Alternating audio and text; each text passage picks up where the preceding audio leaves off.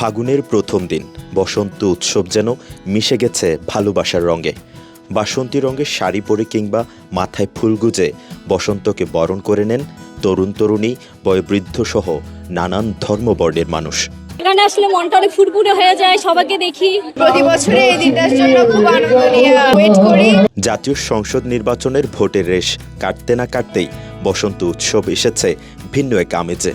রঙের ছোঁয়ায় আর ঢাকের তালে নাচে গানে উৎসবে মেতে ওঠে চট্টগ্রাম। ঋতুরাজ বসন্তকে বরণ করতে প্রতি বছরের মতো এবারেও বাংলা পঞ্জিকা অনুযায়ী বসন্ত উৎসবের আয়োজন করে সাংস্কৃতিক সংগঠনগুলো।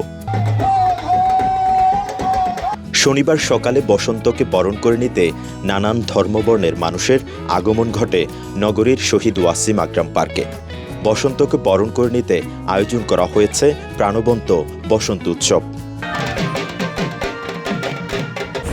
স্ট্রবেরি সুপার ডটেড ও ক্লাসিক ভ্যারিয়েন্ট সেন্সেশন জাগুক শিহরণ।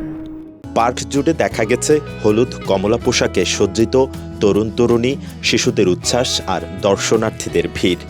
বসন্তের আবহে পুরো এলাকা যেন পরিণত হয়েছে এক আনন্দের মিলন মেলায়। প্রতি বছরই আমরা এখানে আসি এবং অনেক মজা হয়। বসন্তের সাথে ভালোবাসা কিভাবে আর কি একত্রিত হয় বা কিভাবে আর কি সবাই মিলে এনজয় করে, ওই জিনিসটা আর কি ভালোভাবে হলে ভালোই হয়। ফুলের গন্ধ, পলাশের রং আর বৈশাখের আগমনী বার্তা নিয়ে বসন্ত উৎসবের আয়োজন করা হয়। পাশের পরিবারের সবাইকে নিয়ে আসি, তো প্রতি বছরই আসি, ভালো লাগে। এই একদিনের মধ্য দিয়ে আমরা বসন্তকে বরণ করে নিচ্ছি, যাতে সারা বছর আমরা এই আনন্দ নিয়ে থাকতে পারি। উৎসবে ছিল গান, নাচ এবং লোকজ সাংস্কৃতিক অনুষ্ঠান। দর্শনার্থীরা উপভোগ করেছেন ঐতিহ্যবাহী বাঙালি সংস্কৃতির নানা আয়োজন। বসন্ত এমন যেটা ছোট বড় সকল বসন্তের মধ্যে একটা তোড়া। অনেক মজা হয়েছে আর আমিও নাচ দিয়েছি। পরিবার নিয়ে অনেকেই এসেছেন ঘুরতে এবং বসন্তের আনন্দ ভাগ করে নিতে।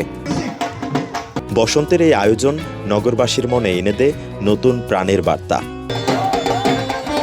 বসন্ত উৎসবে যোগ দিয়ে চট্টগ্রাম সিটি কর্পোরেশনের মেয়র ডাক্তার শাহাদাত হোসেন বলেন, বাঙালির এই প্রাণের উৎসব ধারাবাহিকভাবে আয়োজনের জন্য নতুন প্রজন্মকে পরিচয় করে দেওয়ার আহ্বান জানান তিনি।